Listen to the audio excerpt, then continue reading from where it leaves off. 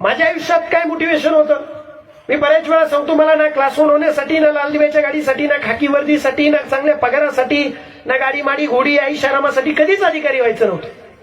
मला माझ्या आयुष्यात फक्त आणि फक्त माझ्या आईबापाच्या हातातला कोयता बंद करण्यासाठी अधिकारी व्हायचं होतं.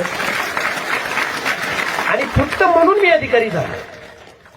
मी जर तुमच्यासारखे स्वप्न पाहिले असते, लाल दिव्याच्या गाडीत फिरायचंय, वर्दी घालायची, बऱ्याच जण स्वप्न असतात बावकीची जिरवायची, असे माझे काही स्वप्न नव्हते.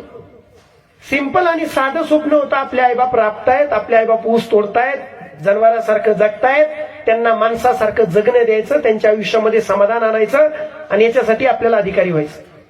आणि ज्या पोराच्या आयुष्यात आईबापाच्या कामाला, आईबापाच्या कष्टाला महत्व असेल, ज्या पोराच्या डोळ्यात आणि डोक्यात आई वडील असतील, तो पोरगा, ती पोरगी कधीही आपला मार्ग चुकणार नाही, आपलं पाऊल चुकीचं टाकणार नाही.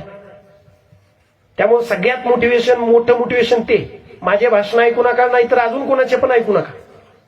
लाल दिव्याची गाडी पण पाहू नका. अभ्यास करताना असं वाटलं ना, आता अभ्यास होत नाही, फक्त एकदा आठवा, माझा बाप या वेळेला काय करत असेल.